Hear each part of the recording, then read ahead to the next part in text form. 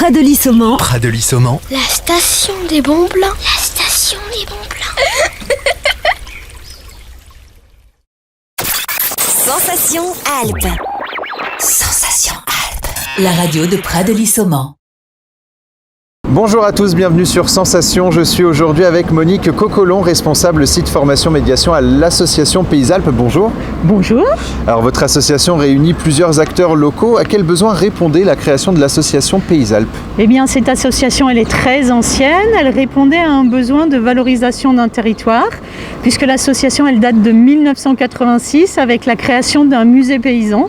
C'était l'époque où le monde paysan avait besoin de garder un peu ses racines. Donc on a commencé, une association qui n'est pas la nôtre a commencé par collecter des objets. Et puis à partir de là, on s'est dit que c'était bien de montrer ce qui était autrefois. Mais ce que c'est qu'un territoire aujourd'hui, c'est encore mieux. Et c'est comme ça qu'on s'est enrichi au fur et à mesure des années de plein de sites de visite. Et qu'est-ce qui vous a donné envie à vous personnellement de rejoindre cette association, de rejoindre l'aventure finalement ?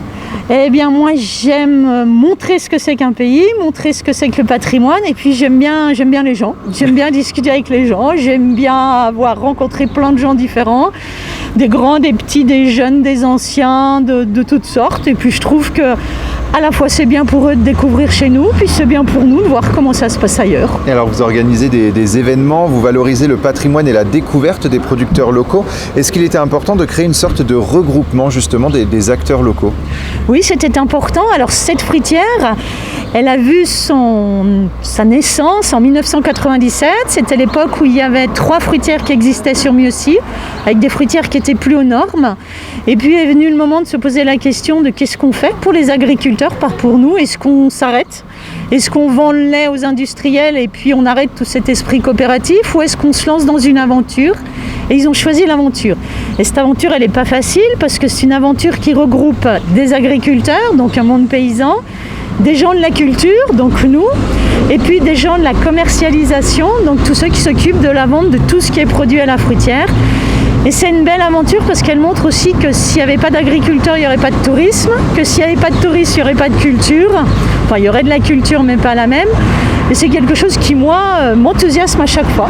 Et alors aujourd'hui, vous valorisez les produits auprès du public local et des touristes. C'est une de vos missions les plus importantes, finalement, la valorisation des produits ? Oui, c'est une des missions qui est super importante. On parle beaucoup aujourd'hui de bien manger, de produits locaux, etc. Puis on met tout et n'importe quoi dedans. Ici, au moins, à Mieuxy, c'est une vraie fruitière qui appartient vraiment aux agriculteurs, avec des produits locaux qui sont vraiment fabriqués sur place, avec des vraies règles d'AOP ou AOC, des normes européennes qui garantissent la qualité du produit. Et puis on explique tout ça aux gens, on leur explique comment choisir du bon reblochon, celui de Mieuxy étant le meilleur, comment choisir du bon fromage, et puis qu'est-ce que c'est qu'un vrai produit local, avec des vraies contraintes de produits locaux. On parlait justement des touristes, mais il y a aussi les habitants, le local finalement, les habitants locaux. Est-ce qu'ils sont au rendez-vous ? Est-ce qu'ils viennent justement consommer des produits locaux ?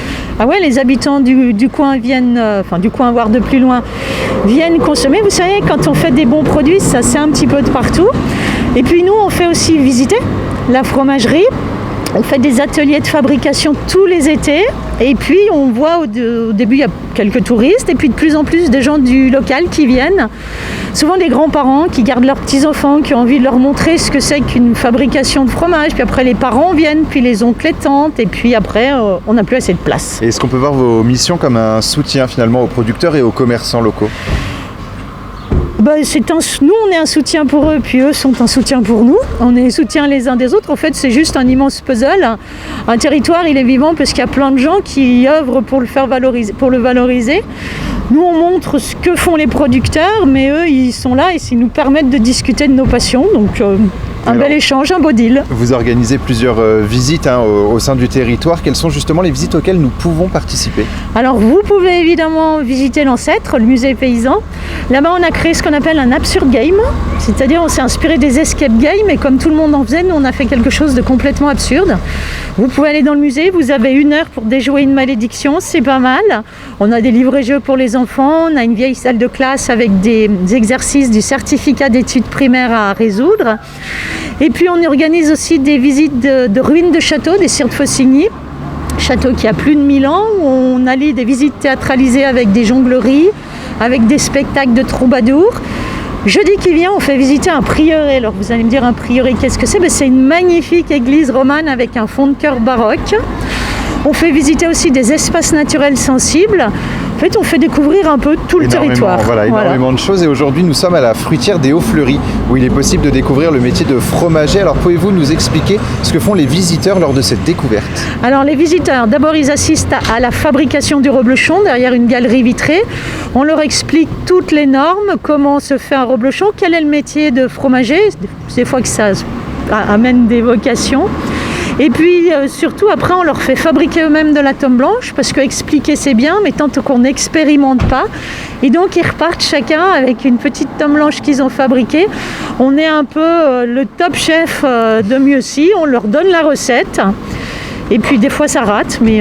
Et il est possible après la visite d'aller acheter son propre fromage. Merci beaucoup Monique Cocolon d'avoir été avec nous. Vous pouvez retrouver cette émission en podcast audio et vidéo sur notre site et application ou sur notre chaîne YouTube.